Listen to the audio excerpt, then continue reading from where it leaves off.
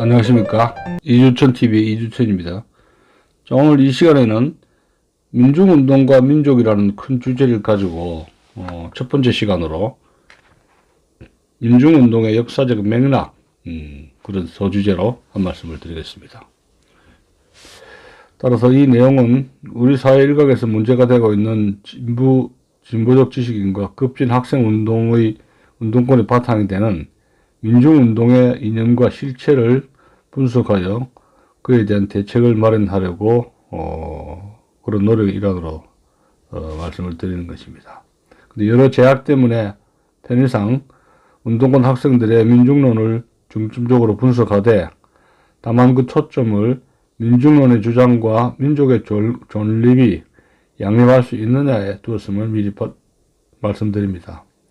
이에 따라서 첫 번째로 민중론의 역사적 맥락을 이해하기 위해서는 해방 직후부터 70년대까지 학생운동을 검토하는 데서부터 시작하도록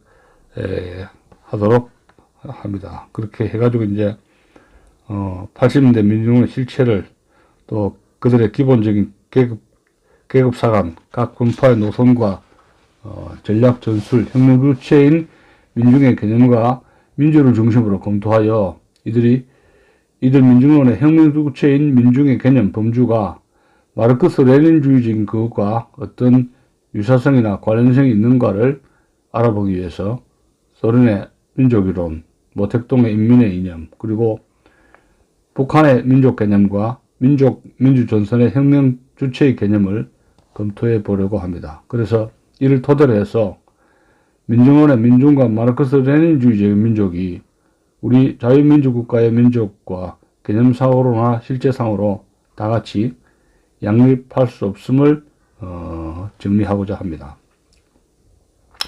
우선 첫 번째 이번 시간에는 민중운동의 역사적 맥락을 살펴보겠습니다. 즉 60년대와 70년대의 그 학생운동의 특징을 한번 살펴보도록 하겠습니다. 자, 첫 번째 60년대까지 학생운동의 성격을 한번 봅시다. 1983년 학원 자율화 조치 이후 학생운동은 더욱 급진 과격화로 치닫게 됩니다. 이들 학생운동권과 일부 진보적 지식인들이 체제 부정의 새로운 시각에서 신념적 바탕을 민중통일론에 두고 그들의 주장을 외치는 소리가 높여갔습니다. 지식인 중 일부 민중통일론자 가운데 민중사회학, 민중신학, 민중교육학, 민중문학자 등이 포함되어 있습니다. 그러나 학생운동권의 민중운동은 결코 해방 이후 우리나라에서 전개된 학생운동의 역사적 맥락에서 단절된 것은 아니며 따라서 그것은 우리나라의 정치적, 경제적, 사회적 발전의 현 단계에 조응하는 학생운동의 역사적 산물이기도 합니다. 때문에 민중운동의 역사적 맥락을 이해하기 위해서는 우리나라의 전후 급진 학생운동의 흐름과 그 속에서 나타나는 이념적 배경의 변화 추이부터 먼저 검토하는 것이 순서가 될 것입니다. 그러나 이러한 언급은 민중통일론의 실체를 분석하여 그것과 민족의 존립이 양립할 수 없다는 것을 분석하는데 그 주목적이 있기 때문에 이를 위해 불가결한 범위 내에서 전후 학생운동의 역사를 간단하게 설명하기로 합니다.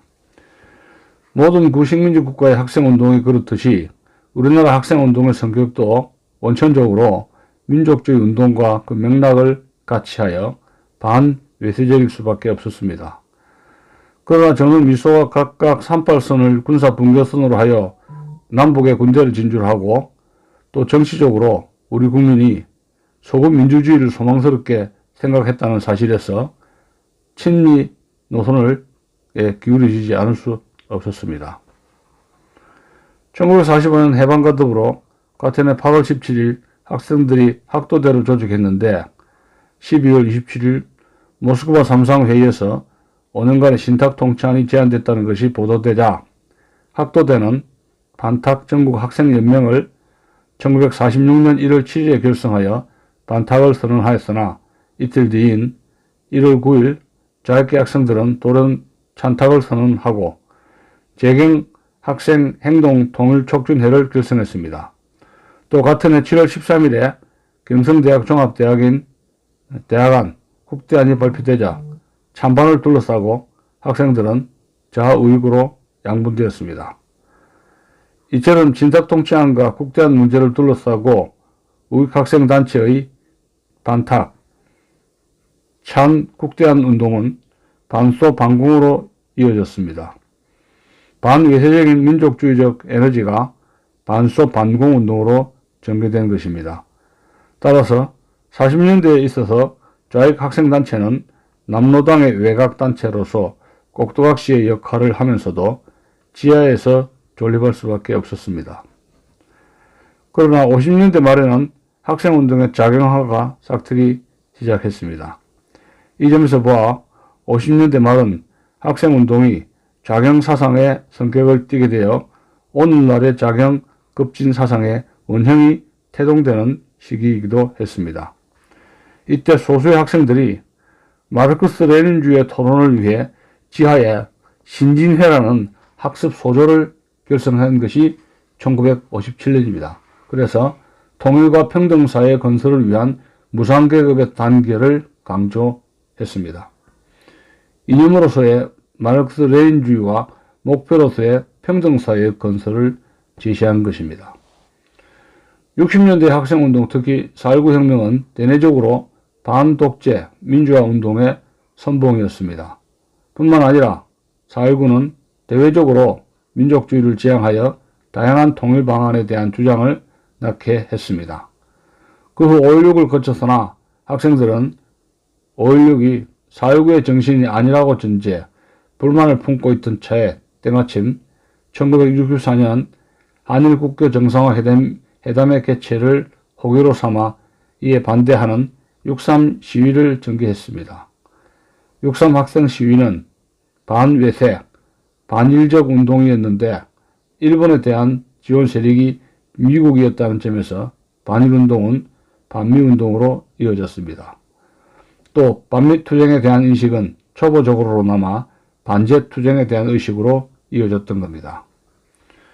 이처럼 4.19에서 6.3 학생 시위에 이르는 기간에 있어서 첫 번째, 대내적으로는 반독재 민주화운동, 그리고 둘째, 대외지향적으로는 반외세, 민족주의적 반일, 반미, 반제운동으로 이어지는 과정에 있어서 학생운동은 점차로 자경급진적인 의식화를 추구하면서 50년대와는 달리 소규모의 지하 학습 소조가 양쪽으로 늘어나면서 지하 자익단체와의 연결을 맺고자 시도하게 되었던 겁니다.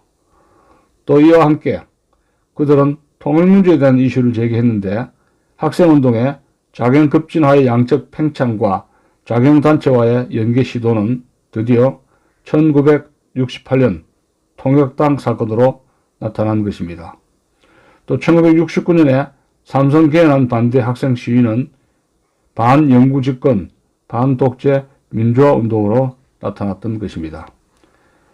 자, 그럼 두 번째로 70년대 학생운동을 개관해 보겠습니다.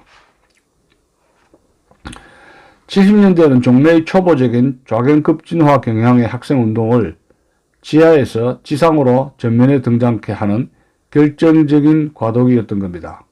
그 대표적인 사건이 1974년 민청항명 사건, 1979년 남민전 사건, 그리고 1980년 광주 사태였던 겁니다. 민청항면, 전국민주청년학생총연합회는 전국 29개 대학을 중심으로 결성된 조직인데 70년 12월 결혼 반대, 71년 3월 등록금 인상 반대, 71년 4월 반독재 구국선언, 73년 11월 유신헌법 반대 등의 시위를 주도한 바 있습니다. 급진 학생들은 민청학년이 민주운동과 민중운동을 연결하여 반체제 투쟁, 대중투쟁을 모색하기 위한 것이었다고 자인하고 있습니다. 이들은 교내에서는 탈춤 등 청년문화운동으로 또 교회에서는 농활, 야학 등의 운동으로 그것을 전개했습니다. 또 이들은 학생운동을 노농민중운동의 준이라 자처하고 노동운동, 농민운동, 교회운동, 특히 교회를 통해서 전개되는 민중운동 지원과 제야의 민주화운동 속에 성장해 왔음을 인정하고 있습니다. 다시 말해서 직업적인 급진 학생들의 비합법적인 지하 전위운동이 교회 및 제야의 민주화 운동의 온상 속에 기생하여 성장해 왔다는 것을 시사하는 것입니다. 두 번째의 70년대 급진 학생운동은 난민전, 즉 남조선 민족 해방전선의 사건으로 알려져 있습니다. 그게 79년 10월 4일입니다. 난민전 사건. 난민전은 민정학년의 지하 전위 운동 노선에 따라 급진 학생을 포괄하여 지하혁명 세력으로 결성되었습니다. 이 조직의 활동은 1976년부터 시작된 것으로 알려졌습니다. 이 조직은 형식상 민주화 운동을 이용하며 배후에서 학생운동의 편성, 조정하여 민중봉기로서 혁명을 일으키려는데 그 목적이 두어졌음이 밝혀졌습니다. 다음에 80년대 접어들면서 특히 3월부터 대학생 시위가 격하 일로로 치러라 5월 15일에 그 절정에 이르자 5월 7일 비상계엄령이 선포되었으나 광주 사태가 발생했습니다. 광주 사태는 5월 18일부터 5월 27일까지였습니다. 자경 급진주의적인 운동권 학생들은 광주 사태를 광주 민중항쟁이라 부르며 다음과 같이 평가를 했습니다. 첫째, 70년대 이래 누적되어 온 재무손에 대한 민중의 반독재 민주화 투쟁의 경험과 80년대 민주화의 봄에 성숙한 민중의 정치의식이 결합되어 폭발한 민중항쟁이었다. 둘째, 항쟁 주체에 다수는 근로빈민, 농민들 등 기층 민중이었다. 셋째, 미국과 군부 독재와의 갈등적 성격보다는 연대적 이해가 고유하다는 측면이 더욱 부각되었다. 넷째, 광주 항쟁에서의 무장투쟁은 물리력을 갖추지 못한 민중들의 자연발생적 자기방어적인 것이었다. 다섯 번째, 민중의 일시적 승리기간에는 민중에 의한 자치가 실현되어 파괴된 광주를 정비하고 해방된 광주를 건설하는 데 전력을 다했다. 여기서 말하는 민중의 일시적 승리기간이라는 것은 5월 22일부터 5월 26일까지 사흘간의 기간을 말하는 겁니다. 광주 사태에 대한 이러한 평가와 더불어 그것이 80년대 민중민주화 운동에 다음과 같이 몇 개의 좌표를 설정해 주었음을 지적하고 있습니다. 첫 번째는 운동 방향성의 확립입니다. 80년대 민주화 운동은 70년대에 반독재 민주화의 투쟁을 심화시키고 덧붙여서 반외세 민족 통일운동을 전개할 것을 동시에 과제로 설정하게 되었던 겁니다. 두 번째, 기층 민중운동의 활성화에 주력해야 되겠다는 겁니다. 인테리의 참여, 노동농민, 빈민운동에 대한 재민주화 세력의 지원 강화 등으로 구체화되어야 한다는 것입니다. 셋째, 운동 자세의 확립입니다. 적대적인 양극적 모순에 대한 인식의 심화 및 실천의 고도화, 헌신적 투쟁 자세의 발휘 등입니다. 뿐만 아니라 광주 사태의 의의를 다음과 같이 논하고 있습니다. 이것은 광주 민중항쟁의 민중운동사적 조명이라는 자료에서 나오는 것입니다. 자, 한국 민중운동은 정치적 민주화 단계의 4월 혁명을 거치면서 정치적 민주화 및 경제적 불평등 해소라는 모순을 총체적으로 인식한 사회민주화 운동으로 발전해 나갔다. 70년대 반독재 민주화 운동으로 민중에 의한 주체적 극복을 달성하고 80년 광주 민중항쟁이 이의 연장으로 나타났던 것이다. 광주 민주항쟁은 한국 사회구조의 총체적 모순을 타파하고자 했던 민중운동이다.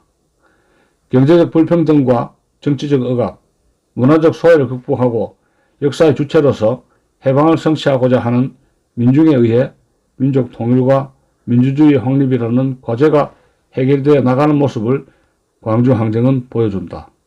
결국 광주항쟁은 해방 이후 전개되어 온 우리 운동의 여러 목표를 결합하고 투쟁의 과정 속에서 확인하였으며 민족, 민주, 민중이라는 성격이 우리 운동의 방향을 규정해서 준다. 이렇게 주장한 것이 그런 논문이 광주민중항쟁의 민중운동사적 조명이라는 글에 쓰여 있는 겁니다. 여기서 보는 바와 같이 광주 사태로서 급진적인 학생운동의 성격을 대략적으로나마 기축민중을 주체로 통일지향적인 민중노선으로 규정하고 있다는 겁니다. 이 점에 있어서 광주 사태는 종래의 급진 학생운동이 민중운동 노선으로 넘어가는 하나의 분기점이었다고 할 수 있을 것입니다. 이런 가운데 학생운동의 이념도 60년대까지의 민족주의적 반외세, 반독재, 민주화로부터 70년대에 와서는 경제성장과 더불어 반경제적 불평등으로 질적으로 변화하여 노동 문제에 대한 관심이 커지는 가운데 농민운동, 노동운동의 자극으로 이어지고 경제 질서에 있어서 반자본주의적인 경향을 짙게 나타냈던 것입니다.